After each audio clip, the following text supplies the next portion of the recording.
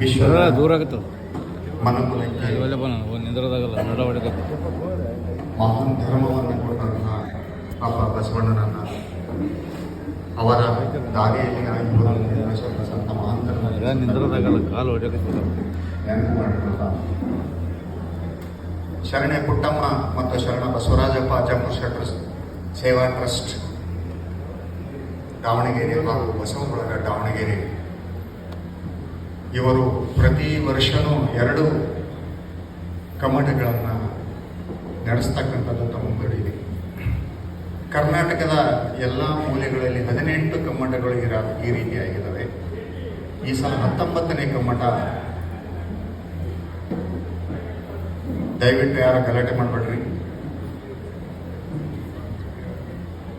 19ನೇ ಕಮ್ಮಟ ಶರಣ ಧರ್ಮವನ್ನ ವಚನ ವಾಂಗ್ಮಯವನ್ನ ಉಳಿಸಿಕೊಟ್ಟಂತ ಮಹಾಪುರುಷ ಸಿದ್ದರಾಮೇಶ್ವರರು ಆಜ್ಞೆ ಮಾಡಿ ಇಲ್ಲಿ ಕರೆಸಿಕೊಂಡರು.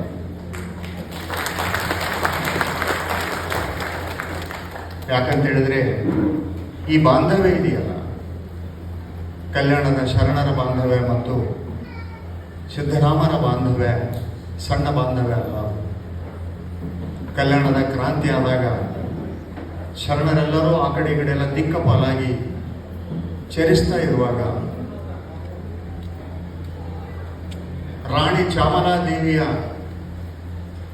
ನೇರ ಸಂಪರ್ಕದಲ್ಲಿದ್ದಂಥ ಸಿದ್ದರಾಮೇಶ್ವರರು ವಚನದ ವಾಂಗ್ಮಯವನ್ನು ಉಳಿಸೋದಕ್ಕೆ ಅವರು ಕೊಟ್ಟಂತ ಕಾಣಿಕೆ ಸಣ್ಣದಲ್ಲ.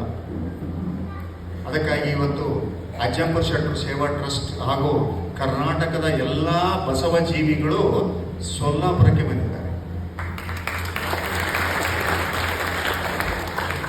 ಮತ್ತು ಇವತ್ತು ಉದ್ಘಾಟನೆ ಸಂದರ್ಭ, ಈ ಸಂದರ್ಭದಲ್ಲಿ ನಾಳೆಯಿಂದ ಧರ್ಮದ ತತ್ವದ ಚರ್ಚೆಗಳು ನಡೀತೇವೆ. ಆ ಚರ್ಚೆಗಳಲ್ಲಿ ತಾವೆಲ್ಲರೂ ಸಹಿತ ಶಾಂತ ರೀತಿಯಿಂದ ಭಾಗವಹಿಸಿ ಇದರ ಲಾಭ ಪಡ್ಕೋಬೇಕು. ಇಲ್ಲದಿದ್ರೆ ಈ ಕಮ್ಮಟದ ಗುರಿ ಯಶಸ್ಸು ಆಗೋದು ಕಷ್ಟ ಆಗ್ತದೆ. ಅದಕ್ಕಾಗಿ ಈ ನೆಲೆಯಲ್ಲಿ ನಾವು ಆಲೋಚನೆ ಮಾಡಿದಾಗ ಸ್ವಲ್ಪ ಈ ಪ್ರಾಸ್ತಾವಿಕ ಅಂತ ಹೇಳಿದ್ರೆ ಈ ಟ್ರಸ್ಟ್ ಹುಟ್ಟಿದ ನೆಲೆ, ಅದಕ್ಕೆ ಕಾರಣಗಳು ಮತ್ತು ಅದಕ್ಕೆ ಮೂಲ ಪುರುಷರ ಕಾಣಿಕೆ ಏನಿದೆ ಮತ್ತು ಆ ಕುಟುಂಬ ಏನು ಮಾಡ್ತಾ ಇದೆ ಈಗ ಅನ್ನೋದ್ರ ಬಗ್ಗೆ 1-2 ಮಾತುಗಳನ್ನು ತಮ್ಮ ಜೊತೆ ನಾನು ಹಂಚಿಕೊಳ್ಳಬೇಕಾಗುತ್ತೆ.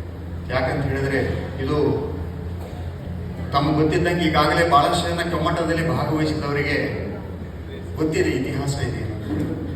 ಯಾರಾದರೂ ಸೊಲ್ಲಾಪುರದವರು ಮತ್ತು ಉಳಿದವರು ಬಂದಿದ್ರೆ ಅವರಿಗೆ ನಾವು ಒಂದಿಷ್ಟು ಈ ವಿಷಯವನ್ನು ಹಂಚ್ಕೋಬೇಕಾಗ್ತದೆ.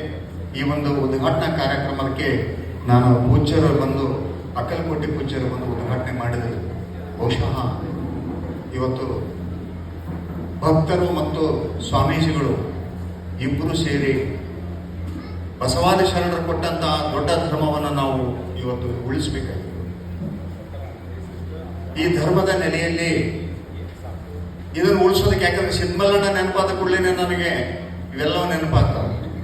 ಬಹಳ ಕಳಕಳಿ ಇತ್ತು ಸಿದ್ಮಲ್ಲಣ್ಣವರಿಗೆ. ಅವರು ಅನಾರೋಗ್ಯ ಪೀಡಿತರಾದಾಗ 15/2/2012 ಅವರ ಮನೆಯಲ್ಲಿ ಅವರ ಬೆಂಗಳೂರಿಗೆ ಆಸ್ಪತ್ರೆಗೆ ತೋರ್ಸಕ್ಕೆ ಹೋಗ್ಬೇಕಾಗಿತ್ತು. ಡೇಟ್ ನೆನಪಿದೆ ನನಗೆ, 15/2/2012 8 ಗಂಟೆ ಸುಮಾರು 4-5 ಜನ ಎಲ್ಲರಿಗೆ ನಮ್ಗೆ ಕುಂದಿರಿಸಿ ತಾವೊಂದು ತಮ್ಮ ಇಚ್ಛೆಯ ವಿಲ್ಲನ್ನು ಬರೆದರು. ನನ್ನ ಒಂದು ಆಶಯ ಏನೈತೆ ಅಂದರೆ ಈ ರೀತಿ ಶರಣ ತತ್ವದ ಪ್ರಸಾರಕ್ಕಾಗಿ ಇದು ವಿನಿಯೋಗ ಆಗಬೇಕಂತಕ್ಕಂಥದ್ದು. ನಾನು ಏನು ಹೇಳಿದವರು, ಇಲ್ಲ ನೀವು ಬೆಂಗಳೂರಿಗೆ ಹೋಗಿ ಬರ್ರಿ. ಅವತ್ತು ಬೆಂಗಳೂರಿಗೆ ಹೋಗಿದ್ದು 10 ಗಂಟೆಗೆ. ಬೆಂಗಳೂರಿಗೆ ಹೋಗಿ ಬಂದು ನೀವು ಬಂದ ಮೇಲೆ ಮಾಡೋಣ ಇದನ್ನ ಅಂತಕ್ಕಂಥದ್ದನ್ನ ನಾನು ಹೇಳಿದ್ರೆ ಕೇಳಲು ಇಲ್ಲ. ಭಾಳ ಸಲ ಇದು ಚರ್ಚೆಯಾಗಿ ಬಿಟ್ಟಿದೆ, ಅದೇ ರೀತಿ ಮಾತಾಡಿದ್ದೀವಿ, ಬಿಟ್ಟಿದ್ವಿ, ಅದನ್ನು ಬರದೇ ಬಿಡೋಣ ಅಂತೇಳಿ ತಾವೇ ಕೂತ್ಕೊಂಡು ಡೈನಿಂಗ್ ಟೇಬಲಿಗೆ ನಮ್ಮನ್ನೆಲ್ಲ ಕುಂದಿಸಿ ಬರೆಸಿದ್ರು. ಅದನ್ನು ಏನೇನು ಆಗಬೇಕು, ಏನೇನಿಲ್ಲ, ಟ್ರಸ್ಟ್ಗಳು ಯಾರ್ಯಾರು ಇರಬೇಕಂತ ಬರೆಸಿ 16ನೇ ತಾರೀಕು ಅವರು ಬೆಂಗಳೂರಿಗೆ ಹೋದರು. 16ಕ್ಕೆ ಹೋದರು. 17ನೇ ತಾರೀಕೆ ಲಿಂಗೈಕ್ಯ. ನಮಗೆ ಭಾಳ ಆಶ್ಚರ್ಯ ಅದು ಲಿಂಗೈಕ್ಯ. ಅವರಿಗೆ ಪೂರ್ವದಲ್ಲಿ ಈ ಒಂದು ವ್ಯವಸ್ಥೆ ಏನಾದರೂ ತಮಗೆ ಆಗಬಹುದಾದಂತಹ ಒಂದು ಘಟನೆ ನೆನಪಾಯಿತು ಎನ್ಕತೆ ಆ ರೀತಿ ಗಟ್ಟಿಯಾದಂತಹ ಒಂದು ಧ್ವನಿಯಲ್ಲಿ ಆ ಕೆಲಸ ಮಾಡಿದವಾಗ ನಾವು ಅದಕ್ಕೆ ಎಲ್ಲರೂ ಸಾಕ್ಷಿ ಪ್ರಜ್ಞೆಯಾಗಿದ್ದು ನಾವೆಲ್ಲರೂ ಎದುರಿಗೆ ಇದ್ದೀವಿ ಇದೆಲ್ಲ ಕಡೆ 17 ತಾರೀಕು ಲಿಂಗೈಕ್ಯ ಆದರೂ ಅದೇ ಅವರು ಬಿಳಿ ಹಾಳೆಯಲ್ಲಿ ಅವರು ಹೇಳಿದಂತೆ ಬರೆದು ನನ್ನ ಹ್ಯಾಂಡ್ ರೈಟಿಂಗ್ನಲ್ಲಿ ನಾನೇ ಬರೆದಿದ್ದೀನಿ ಅದು ಒಂದು ಸಾಕ್ಷಿಯಾಗಿ ಇವತ್ತು 19 ಕಮ್ಮಟಗಳು ನಾಡಿನಾದ್ಯಂತ ಕರ್ನಾಟಕವನ್ನು ದಾಟಿ ಹೋಗೋದಕ್ಕೆ ಸಾಧ್ಯ. ಆದರೆ ಇದರಲ್ಲಿ ಒಂದು ದೊಡ್ಡ ಕೈಂಕರ್ಯ ಅಂದರೆ ಅವರ ಸಹೋದರರೆಲ್ಲರೂ ಸಹಿತ ಸಹೋದರರು ಅವರು ಮಾಡಿದಂತಹ ಪ್ರಮುಖ ಆಶಯ ಇದೆಯಲ್ಲ ಅದನ್ನು ಚಾಚೂ ಚಪ್ಪದೆ ನೆರವೇರಿಸ್ತಾ ಬಂದಿದ್ದಾರೆ. ಎಲ್ಲಿಯೂ ಸಹಿತ ಅದಕ್ಕೆ ಲೋಪ ಆಗದಂತೆ ಅವ್ರದ್ದು ವಿಶೇಷತೆ ಏನಿದೆ ಸಿದ್ದಮಲ್ಲಣ್ಣ ಅವ್ರದ್ದು ಅಂದರೆ ಎಲ್ಲಿಯೂ ತಮ್ಮನ್ನ ವೇದಿಕೆ ಮೇಲೆ ತೋರಿಸ್ಕೊಳ್ತಿರ್ಲಿಲ್ಲ. ಯಾವ ವೇದಿಕೆಯನ್ನು ತಗೊಳ್ರಿ, ಇವತ್ತು ಬಹಳಷ್ಟು ಜನ ನಾವು ವೇದಿಕೆಯಲ್ಲಿ ಇರೋರು ಹೆಂಗಿರ್ತೀವಿ ಅಂದರೆ ತುರಾಯಿ ಎಲ್ಲ ಇದರೊಳಗೆ ಇರ್ತೀವಿ. ನಮ್ಮನ್ನು ಹೊಗಳದಿರ್ಬೇಕು, ಯಾವಾಗಲೂ ನಮ್ಮ ಹೆಸರೇ ಇರಬೇಕು ವೇದಿಕೆ ಮೇಲೆ, ಇದೆಲ್ಲ ಇರ್ತದೆ. ಒಂದು ಸಲನೂ ಸಹಿತ ಅವರು ಅದನ್ನು ಬಯಸಲೇ ಇಲ್ಲ. ಇವತ್ತು ಆ ಕುಟುಂಬದವರು ಸಹಿತ ಅದನ್ನೇ ಮುಂದುವರಿಸಿಕೊಂಡು ಹೋಗಿದ್ದಾರೆ.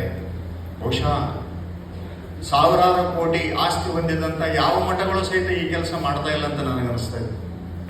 ನಾನೇನೋ ಹೇಳ್ತೇನೆ, ನನಗೇನು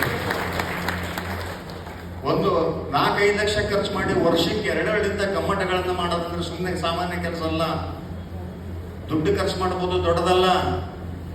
ಅದಕ್ಕೆ ವ್ಯವಸ್ಥೆ ಮಾಡೋದಿದೆಯಲ್ಲ, ಅದಕ್ಕೆ ಜನರನ್ನು ಕೂಡಿಸೋದು, ಅವರಿಗೆ ವ್ಯವಸ್ಥೆ ಮಾಡೋದು, ಅವ್ರನ್ನ ತಂದು ಇಲ್ಲಿ ಕಾರ್ಯಕ್ರಮಗಳನ್ನ ಆಯೋಜಿಸೋದು, ಅತಿಥಿಗಳನ್ನು ಕರೆಯೋದು, ಅತಿಥಿಗಳು ಯಾರಾದ್ರೂ ಒಬ್ರು ಕೈ ಕೊಟ್ರೆ ಇನ್ನೊಬ್ಬರನ್ನ ಅರೇಂಜ್ ಮಾಡೋದು, ಇದೇನು ಸಾಮಾನ್ಯ ಕೆಲಸ ಅಲ್ಲ. ಒಂದು ಲಗ್ನ ಮಾಡೋದಕ್ಕಿಂತ, ಒಂದು ಕಲ್ಯಾಣ ಮಹೋತ್ಸವ ಮಾಡೋದಕ್ಕಿಂತ ದೊಡ್ಡ ಕೆಲಸ ಇದು. ಹೊರಗಡೆ ಬಹಳ ಸಣ್ಣದಂತ ಅನಿಸುತ್ತೆ, ಹಾಗೆಲ್ಲ ಆ ಒಂದು ಕುಟುಂಬವನ್ನು ನಾವು ಅದಕ್ಕೆ ನೆನಪು ಮಾಡ್ಕೋಬೇಕು. ಈ ನೆಲೆಯಲ್ಲಿ ನಾನು ಅದಕ್ಕೆ ಬಸವ ಭಕ್ತರ ಸಿದ್ದಮಲ್ಲಣ್ಣವರು ತಮ್ಮ ಕೈಂಕರ್ಯ ಮಾಡೋದ್ರು. ನಮ್ಮ ಕೆಲಸ ಏನಾಗತ್ತೆ, ನಾವು ಅವ್ರು ಕೊಟ್ಟಂಗೆ ತಮ್ಮ ಸಮಸ್ತ ಆಸ್ತಿಯನ್ನು ನಾವು ಕೊಡೋದು ನಮ್ಗೆ ಆಗ್ಲಿಕ್ಕಿಲ್ಲ. ಆದರೆ ಭಕ್ತಿಯಿಂದ ಇಲ್ಲಿ ಭಾಗವಹಿಸಿ ಸೇವೆ ಮಾಡೋದು ಕಲಿಬೇಕು. ನಾವು ಸೇವೆ ಮಾಡೋದು, ನಾವು ಯಾವ್ಯಾವ ಊರುಗಳಿಂದ ಬಂದಿದ್ದೀವಿ, ಎಲ್ಲೆಲ್ಲಿದ್ದೀವಿ, ನಮ್ಮ ಅಹಮ್ಮನ್ನು ಬಿಟ್ಟು ನಾವು ಅಲ್ಲಿ ಆ ಬಸವ ಪ್ರಜ್ಞೆಯನ್ನು ಬೆಳೆಸೋದಕ್ಕೆ ಪ್ರಯತ್ನ ಮಾಡೋದು. ಮತ್ತು ಜೊತೆಗೆ ಇವತ್ತು ಮಠಗಳು ಸಹಿತ ಮಹಾನ್ ಕಾರ್ಯ ಮಾಡಬೇಕಾಗಿದೆ. ಇವತ್ತು ಮಠಗಳು, ಸಣ್ಣ ಮಠಗಳೆಲ್ಲ ನಮ್ಮಲ್ಲಿ ಕರ್ನಾಟಕದಲ್ಲಂತೂ ವಿರಕ್ತ ಮಠಗಳು ಬಹಳಷ್ಟು ವಿರಕ್ತ ಮಠಗಳು ಕೆಲಸ ಮಾಡಬೇಕಾಗಿದೆ ಇವತ್ತು. ಆದರೆ ಪೂರ್ಣ ಪ್ರಜ್ಞೆಯಲ್ಲಿ ಅವರು ಕೆಲಸ ಮಾಡ್ಬೇಕಂತಕ್ಕಂಥದ್ದೇ ನನ್ನ ಇಚ್ಛೆ. ಬೇರೆ ಕೆಲಸ ಏನಿದೆ ಅವರಿಗೆ? ಶಾಲೆ ಕಾಲೇಜುಗಳು ಬೇಡ, ಸರ್ಕಾರ ಮಾಡ್ತಾರೆ. ನೀವು ಧರ್ಮವನ್ನ ಹೇಳ್ರಿ. ಇವತ್ತು ಲಿಂಗಾಯತರೆಲ್ಲರೂ ಸಹಿತ ಸೊಲ್ಲಾಪುರದಲ್ಲಿ ಮಾತ್ರ ಅಲ್ಲ, ಕರ್ನಾಟಕದಲ್ಲಿ ಲಿಂಗಾಯತರೆಲ್ಲರೂ ಲಿಂಗ ಅಂದ್ರೆ ಏನು ಅಂತ ಕೇಳುವಂತ ಪರಿಸ್ಥಿತಿ ಬಂದಿದೆ. ಅದೇಂಗೈತಿ ಲಿಂಗ ಅನ್ನೋಂಥ ಪರಿಸ್ಥಿತಿ ತಂದು ಯಾಕೆ ಇಟ್ಕೊಂಡಿವಿ ನಾವು? 2000 ಮಠಗಳು ಇದ್ರೂ ಸಹಿತ ಈ ಪರಿಸ್ಥಿತಿ ಬರಲು ಕಾರಣ ಏನು? ಸ್ವಲ್ಪ ವಿಚಾರ ಮಾಡಬೇಕಲ್ಲ. ಸರಿ, ಬಿಟ್ಬಿಡೋಣ. ಇವತ್ತು ಏನೋ ಒಂದು ಲೋಪ ಆಗಿದೆ ಯಾವುದೋ ಒಂದು ಆ್ಯಂಗಲ್ನಲ್ಲಿ. ಕೆಲವು ಮಠಗಳು ಮಾಡ್ತಾ ಇದ್ದಾವೆ, ಇಲ್ಲ ಅಂತಲ್ಲ. ಆದ್ರೆ ಅವರಷ್ಟೇ ಮಾಡಿದ್ರೆ ಸಾಲದು. ಎಲ್ಲ ವಿರಕ್ತ ಮಠಗಳು ಇವತ್ತು ಇದಕ್ಕೆ ಕೈಂಕರ್ಯಕ್ಕೆ ಸಿದ್ದಮಲ್ಲಣ್ಣ ಮಾಡಿದಂತ ತ್ಯಾಗ ಅವರಿಗೆ ಸದಾ ಕಣ್ಮುಂದೆ ಬರಬೇಕು. ಸಣ್ಣದ ಕೆಲಸ ಅಂದ್ರೆ ಇದು. ಅದಕ್ಕಾಗಿ ನಾನು ಓದೋದ್ರಲ್ಲಿ ಪೂಜ್ಯರಲ್ಲಿ ಕೇಳ್ಕೊಳ್ಳೋದು ಅದೇ, ಜನರಿಗೆ ನೀವು ನಮಸ್ಕಾರ ಮಾಡಿದ್ಕೊಳ್ಳೆ ಮೊದಲು ಕೇಳ್ರಿ, ನೀವು ಲಿಂಗಾಯತ ನಿಂತ್ಕೊಳ್ಳಾಗ ಅಂತ ಕೇಳ್ರಿ. ಇರ್ಲಿಲ್ಲ ಅಂದ್ರೆ ನಾವು ಯಾವ ಜಾಗದಲ್ಲಿ ಕುತ್ಕೊಂಡಿದ್ವಿ ಆ ಜಾಗದಲ್ಲಿ ನಾವು ಆತನನ್ನ ಬಯಲಿಂದ ನಾವು ಏನಾದ್ರೂ ಕಾಣಿಕೆ ತಗೊಂಡ್ರೆ, ಬಯಲಿಂದ ಏನಾದ್ರೂ ಇದು ತಗೊಂಡ್ರೆ ನಮ್ಮ ಪೀಠಕ್ಕೆನೆ ನಾವು ತೊಂದರೆ ಮಾಡಿದಂಗೆ ಆಗುತ್ತೆ. ಅದಕ್ಕಾಗಿ ಇವತ್ತು ನನಗೆ ಅಕ್ಕಲ್ಪಟ್ಟಿ ಪೂಜಾರಿ ಹೇಳ್ತಾ ಇದ್ರು, ನಮ್ಮಲ್ಲಿನೇ ಇಂಥದ್ದೊಂದು ಮಾಡ್ರಿ ಅಂತಕ್ಕಂಥದ್ದು ನಾವು ಹೇಳ್ತಾ ಇದ್ರು. ನಾನು ಸಹಿತ ಸಣ್ಣ ಕೈಂಕರ್ಯ ಮಾಡ್ತಾ ಇದ್ದೀನಿ ಅಂತ ಹೇಳಿ ಅದು ಸ್ವಾಗತಾರ್ಹ ಇವತ್ತು. ಯಾಕಂದ್ರೆ ಇವತ್ತು ಬೇಕಾಗಿದೆ ಅದು. ಆ ಕಾರಣಕ್ಕೆ ಸಿದ್ದಮಲ್ಲಣ್ಣನವರು ಇವತ್ತು ನಾವು ನೆನಬೇಕಾಗಿದೆ. ಮತ್ತು ಬಸವ ಭಕ್ತರು ಯಾರ್ಯಾರು ಏನೇನು ಸಾಧ್ಯ ಐತೆ ಸಮರ್ಪಣೆಯಿಂದ ಮಾಡಬೇಕಾಗಿದೆ. ಇವತ್ತು ಸಮರ್ಪಣೆ ಬೇಕು. ಇದರಲ್ಲಿ ದುಡ್ಡಿನ ಆಶೆ ಆಗಲಿ, ಕೀರ್ತಿ ವಾರ್ತೆಗಳ ಆಶೆಯಾಗಲಿ, ಅಥವಾ ಪದವಿ ಪುರಸ್ಕಾರಗಳ ಆಶೆಯಾಗಲಿ ಇಲ್ಲಿ ಇರಬಾರದು. ಬಸವ ಭಕ್ತರ ಗುಣನೇ ಅಲ್ಲ ಅದು. ಒಂದು ಸಂಘಟನೆ ಶುರುವಾದ ಕೂಡಲೇ ಏನಾಗುತ್ತೆ ಗೊತ್ತ್ರಿ? ಅಧ್ಯಕ್ಷ ನಾನಾಗಬೇಕು, ಕಾರ್ಯದರ್ಶಿ ನಾನಾಗಬೇಕು, ಖಜಾಂಚಿ ಅಂತೂ ನಾನೇ ಆಗಿರ್ಬೇಕು, ಯಾಕಂದ್ರೆ ದುಡ್ಡು ಕೈಯಾಗಿರ್ಬೇಕು. ಇವತ್ತು ಸಂಘಟನೆಗಳಲ್ಲಿ ಸಮಸ್ಯೆಗಳಾಗಿರೋದು ಎದಕ್ಕಂದ್ರೆ ಸಮರ್ಪಣಾ ಭಾವ. ಆ ಸಮರ್ಪಣಾ ಅನ್ನೋ ಶಬ್ದ ಬಂದ ಕೂಡಲೇ ನೆನಪಾಗಬೇಕಾಗಿದ್ದ ನಮಗೆ ಸಿದ್ಮಲ್ಲಣ್ಣ ಅವರ ವ್ಯಕ್ತಿತ್ವ. ಬಸವ ಭಕ್ತರಾಗಿದ್ದೀವಿ ನಾವೆಲ್ಲ. ನಮ್ಮ ಬದುಕನ್ನ ಸ್ವಚ್ಛವಾಗಿ ಇಟ್ಟುಕೊಂಡು, ಹಸನಾಗಿ ಇಟ್ಟುಕೊಂಡು ಬಸವ ಸೇವೆ ಮಾಡಿಬಿಟ್ರೆ ನಿಜವಾಗಿ ಒಬ್ಬ ವ್ಯಕ್ತಿ, ಬಸವಣ್ಣನ ಹೃದಯದಲ್ಲಿಟ್ಟಿರುವಂತ ಒಬ್ಬ ವ್ಯಕ್ತಿ 1,00,000 ಜನರಿಗೆ ಸಮ. ತಿಳ್ಕೊಳ್ರಿ ನೀವು, 1,00,000 ಜನರಿಗೆ. ಯಾಕಂದ್ರೆ ಜಡವಾದ ಜನ ಬೇಕಾದಷ್ಟಿದ್ರೆ ಹೊರಗಡೆ. ಅವ್ರಿಗೇನ್ ಕರಿತೀವಿ ನಾವು? ಜಡಜೀವಿಗಳು. ಜಡಜೀವಿಗಳು ಅಂದ್ರೆ ಏನಂದ್ರೆ ತನ್ನೊಳಗಿರುವ ಶಿವ ಚೈತನ್ಯವನ್ನ ಅರಿಯದವರಿಗೆ ಜಡಜೀವಿಗಳು ಅಂತ ಕರಿತೀವಿ ನಾವು. ಬಸವಣ್ಣನ ಯಾರು ಒಪ್ಪಿಕೊಂಡಿಲ್ಲೋ ಅವರೆಲ್ಲರೂ ಸಹಿತ ಜಡರು. ಯಾಕಂದ್ರೆ ತಮ್ಮೊಳಗೆ ಇರ್ತಕ್ಕಂಥ ಲಿಂಗ ತತ್ವವನ್ನು ತಿಳಿಯದೆ ಹುಡುಕಾಡಕತ್ತಾರೆ ಅಲ್ಲಿ ಇಲ್ಲಿ ಅಂತ ಹೇಳಿ. ಅಂಥವ್ರು ಎಷ್ಟು ಜನ ಇದ್ರೇನು? ಒಬ್ಬ ಬಸವ ಜೀವಿ ತನ್ನ ಅಂತರಂಗದಲ್ಲಿ ಆ ಬೆಳಕನ್ನ ಕಾಣಬೇಕಾದಂತ ಒಬ್ಬ ಜೀವಿ. ತಾವೆಲ್ಲರೂ ಏನ್ ಬಂದಿದ್ದಿರಲ್ಲ, ಬಹಳ ಬೇರೆ ಬೇರೆ ಭಾಗದಿಂದ ಬಂದಿದ್ದೀರಿ. ಏನಿಲ್ಲ ಹುಡುಕೊಂಡು ಇಲ್ಲಿ ಏನ್ ಬೇರೆ ಏನಿಲ್ಲ. ಆ ಒಳಗಿರ್ತಕ್ಕಂಥ ಚೈತನ್ಯಕ್ಕೆ ಒಂದಿಷ್ಟು ಆಹಾರ ಕೊಡೋಣ, ಬೇರೆ ಏನಲ್ಲ. ಒಂದಿಷ್ಟು ಒಳಗಡೆ ಹಸಿವಿದೆ ಇಲ್ಲಿ ಬಂದವರಿಗೆ. ಏನ್ ಹಸಿವಿದೆ? ಅನ್ನದ ಹಸಿವಲ್ಲ, ತಿರುಗಾಟ ಹಸಿವಲ್ಲ. ನನ್ನೊಳಗೆ ಅಂತರಂಗ ಒಂದು ಬೇಡ್ತಾ ಇದೆ. ಆ ಒಂದು ಬೇಡಿಕೆ ಇಲ್ಲಿ ಸಿಗ್ತಾ ಇದೆ ಕಮ್ಮಟದಲ್ಲಿ. ಅದಕ್ಕಾಗಿ ಆ ಕಮ್ಮಟದ ಮೂಲಕ ನನ್ನ ಅಂತರಂಗದ ಚೈತನ್ಯಕ್ಕೆ ಒಂದಿಷ್ಟು ಆಹಾರ ಕೊಡೋಣ ಅಂತಕ್ಕಂಥದ್ದು. ಇವತ್ತು ನೋಡ್ತಿದ್ದೀವಿ ನಾವು ಬಹಳಷ್ಟು.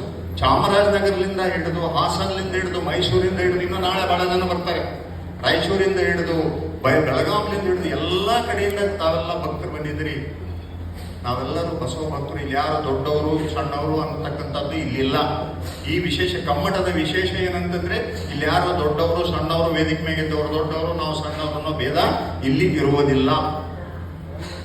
ನಾವೆಲ್ಲರೂ ಸಹಿತ ಆ ತಂದೆ ಕೊಟ್ಟಂತ ತತ್ವವನ್ನ ಸರಿಯಾಗಿ ಅರಿತು ಆಚರಿಸಲು ಬಂದವರು. ಅದಕ್ಕಾಗಿ ಮೊದಲು ನಮ್ದು ಏನಂದ್ರೆ ಸೇವಾ. ಏನಾದ್ರೂ ಕೃಷಿ ಎತ್ತಿಡೋದಾಗ್ಲಿ, ಒಂದ್ ಸ್ವಲ್ಪ ಇನ್ನೊಂದು ಕೆಲಸ ಮಾಡೋದಾಗ್ಲಿ, ನಾವು ಕೆಲಸವನ್ನ ಹುಡುಕೊಂಡೋಗಿ ಮಾಡಬೇಕು. ಯಾಕಂದ್ರೆ ನಾನು ಉಂಡ ಅನ್ನಕ್ಕೆ ನಾನು ಋಣ ತೀರಿಸ್ಬೇಕು. ನಮ್ಮ ಮನೆಯಲ್ಲೇ ಅಷ್ಟೇ ಬಸವ ಭಕ್ತ ಏನ್ ಮಾಡ್ಬೇಕು ಗೊತ್ತ್ರಿ?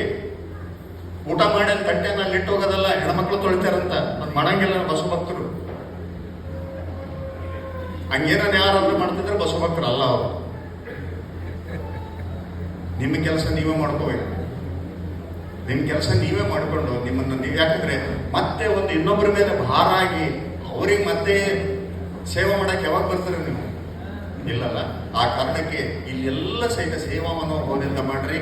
ಮತ್ತು ಜೊತೆಗೆ ಇಲ್ಲಿ ಶಿಸ್ತು ಏನಿದೆಯಲ್ಲ, ಮೌನ ಮತ್ತು ಶಿಸ್ತು ಎರಡು ಬಹಳ ಪ್ರಮುಖ. ಮೌನ ಬಹಳ ಪ್ರಮುಖ. ಮಾತಾಡೋದನ್ನ ಮೆಲುವಾಗಿ ಮಾತಾಡಿ. ಯಾಕಂದ್ರೆ ಇದ್ದಂಥ ಸಬ್ಜೆಕ್ಟ್ಗಳು ಹೆಂಗದವಂದ್ರೆ ಇವು ಅಷ್ಟಾವರಣ ಪಂಚಾಚಾರ ಷಟ್ಸ್ಥಲಗಳು ನಮ್ಮ ಅಂತರಂಗದೊಳಗೆ ಬೆಳಗುವ ಜ್ಯೋತಿಗಳು. ನಾವು ಗದ್ದಲ ಮಾಡ್ಕೊಂತ ಈ ಸಬ್ಜೆಕ್ಟ್ ಕೇಳ್ತಂದ್ರೆ ತಿಳಿಯಂಗಿಲ್ಲದು.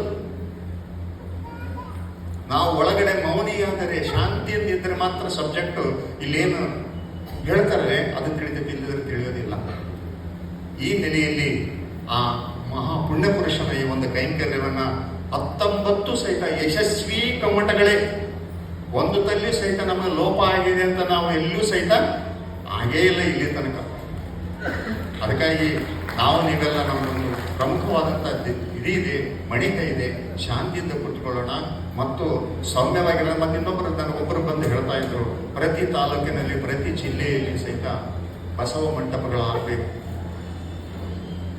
ಬಸವಣ್ಣನ ಭಕ್ತರಂದ್ರೆ ವಿಶೇಷವರು. ಈ ಸೃಷ್ಟಿಯಲ್ಲಿ ವಿಶೇಷ ವ್ಯಕ್ತಿಗಳು ಯಾರಾದ್ರೂ ಇದ್ರೆ ಅವರು ಬಸವ ಭಕ್ತರು. ಅದು ಯಾರು ಅವರಂದ್ರೆ ನಿಜವಾಗಿಯೂ ಸಹಿತ ಪುಣ್ಯವಂತರು.